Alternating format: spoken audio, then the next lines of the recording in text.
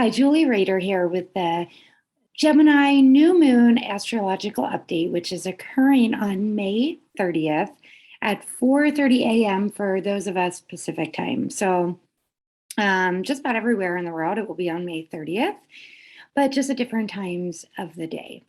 So let's dive right in. And as always, if you like the video, please hit the like button, share it, subscribe. It helps me grow the channel.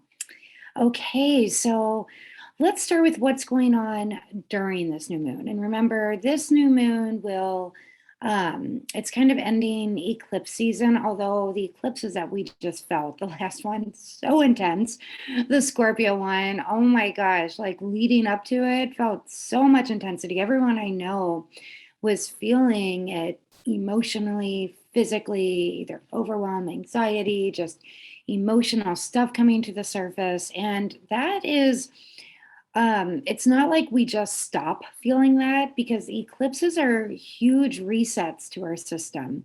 So we will still be feeling the effects of the eclipse for quite some time. This new moon in Gemini, it's happening at 9 degrees of Gemini, and the ruler of this new moon, the ruler of the moon, is Mercury. And remember, Mercury is retrograde. And during the time of the eclipse, Mercury is conjunct the North Node. It's not a tight conjunction, but definitely still feeling it, meaning that Mercury with the North Node means that it's opposing the South Node. And this last eclipse that we had was really about doing a lot of releasing and detoxing, not only our physical bodies, but definitely our emotional bodies, psychic bodies, our physical environment. And we're still being asked to do that. So Mercury conjunct the North Node, it's also dancing with Uranus, which is nearby, making it, there can be, remember, it's Mercury retrograde, we've got Uranus involved. There can be just, again, unexpected things coming up. And again, with Uranus and even with Mercury, we could see some things in the financial markets as well, because Mercury is retrograde and it's in Taurus, and Taurus does rule the financial markets. And we have, again, we have Uranus involved, which can really bring in more of like even cryptocurrencies and things. So the new moon itself, it has a wide, meaning not super tight, but it's still sextile, which is a harmonious aspect with Chiron. So to me, it is showing me that we are still being asked to do the forgiveness work, forgiveness of ourselves, forgiveness of others, doing whatever we need to do to heal our hearts, to heal our bodies. Gemini is always wanting us to take a deep breath. Where can we slow down, take a deep breath before we say things, especially because we have Mercury retrograde? Can we take a deep breath and really use that mental filter before things come out of our mouth? Because at the time of this eclipse, we also have Mars now in its home in Aries, conjunct Jupiter. It's less than a degree.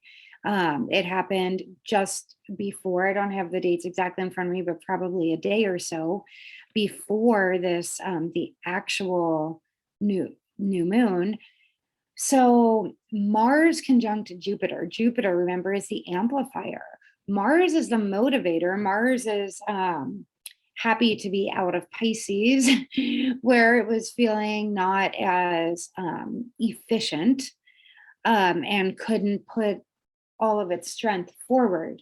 So Mars conjunct Jupiter is really giving us more energy.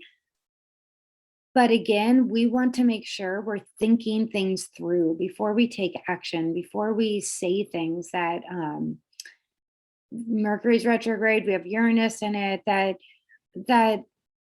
may come out the way we don't mean them to, whether it's an email, something we say. So definitely be aware of that this new moon. Continue doing, if you haven't, I'm filming this just a couple days after the eclipse, so hopefully you're listening to this before the actual new moon, so that I can remind you right now to be doing the decluttering, the clearing work. Go through your things, go through your closets, go through the old things you're not using anymore, get rid of them, declutter, release, let go. So when this new moon comes around in Gemini, you feel a renewed sense of energy with Mars conjunct Jupiter in Aries, where you feel light, you feel buoyant, you feel ready to take action on the things that you really that are meaningful to you without feeling bogged down with old energy. So highly encourage you to do that. All right, so this new moon for Aries, this is happening in your third house. So third house is the house of communication. And remember, for you at the new moon, you have this Mars, your ruler, conjunct Jupiter in Aries.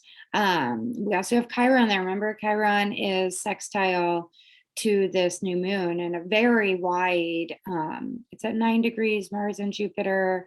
I mean, this Mars Jupiter is somewhat sextile as well, this new moon, again, a wide one.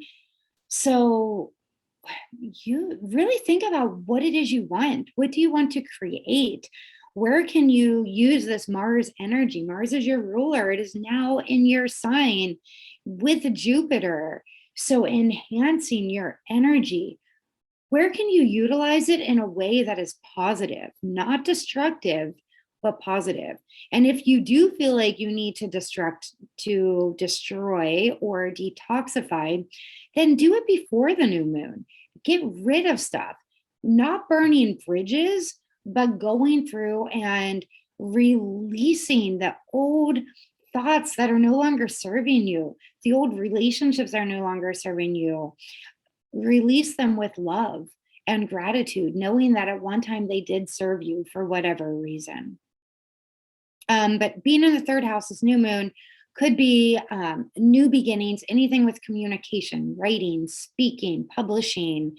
Also, you may feel like taking some road trips, or maybe something to do with your siblings or neighbors as well. Taurus, this is for you in your second house. This is all about your worth, your self-worth, your anything to do with finances or even your possessions. So I highly encourage you before this new moon, go through and declutter. Get rid of the things that you do not feel enhance your worth. Go through your closet, get rid of anything that has a stain on it or that you don't feel your best in. Maybe it's reflective of who you used to be, but not who you are anymore. So get rid of those things and you'll feel much lighter. Also go through your budget and get really clear on putting your money where your values are. Gemini, this is your new moon. This is happening in your first house. This is a great time for you to start anything new in your life, basically a rebranding of you yourself, maybe revisiting some health routines as well, and just even how you step out into the world. Look at all areas of your life and make the necessary changes. This is your new moon. Make the most of it. Cancer, this is happening for you in your 12th house. You may feel at this new moon like going inward a bit or going on a retreat, going somewhere and just kind of going in. 12th house is also the house of letting go. So again, that's such a theme for all the signs, but especially when we're looking at the 12th house. What can you let go of?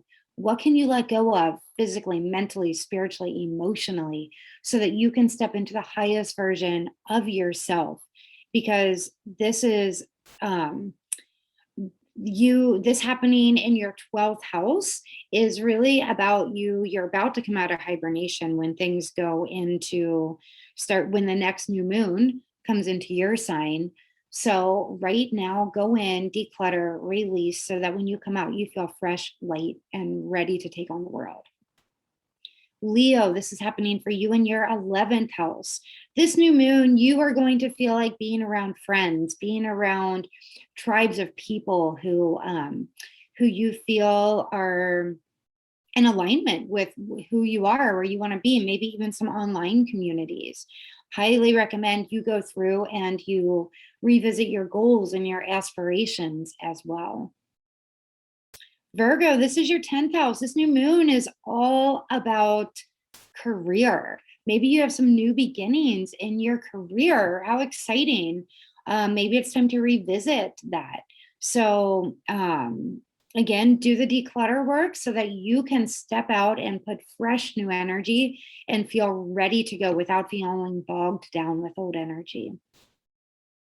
Libra, this is in your 9th house. You may have an opportunity for some international travel or maybe a spiritual pursuit or even some higher learning. You may have an interaction with a spiritual teacher that may come into your life. And with Uranus involved, it could be even quite unexpectedly. So definitely about spirituality, other cultures, travel, even maybe relocation for you, Libra. Scorpio, this is your 8th house. This is your house. It is the house of psychology. So going deep into your psyche, releasing what you no longer need. Scorpio, this full moon eclipse we just had in your sign, I'm sure you're still feeling it. So this new moon, you're asked to the releasing work and the processing that you've been doing with that eclipse. Now it is time to set into motion a new paradigm, a new thought pattern, reprogramming how you think about things, and maybe doing so with some occult studies or something of that nature. Sagittarius, this is happening for you in your 7th house. This is all about relationships. You may have a new relationship come into the picture if you're single, or even a business partnership.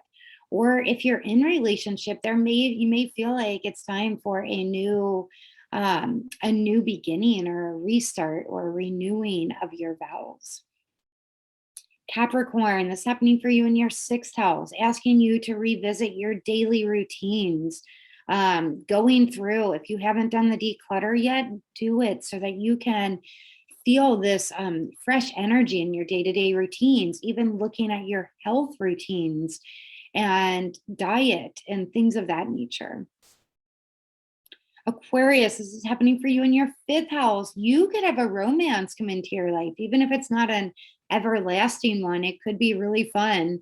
Also asking you to have more fun, play, get outside, do something involved with sports or children. Maybe you're deciding that it's time to get pregnant, or you want to add a new addition to your family. All of these could be possibilities at this new moon for you.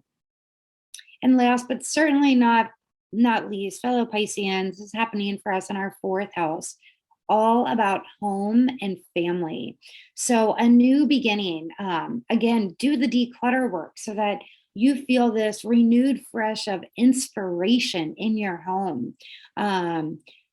Revisiting any relationships you have with family members or ancestors, and revisiting learning about your ancestors and embodying that this new moon could be really beneficial as well.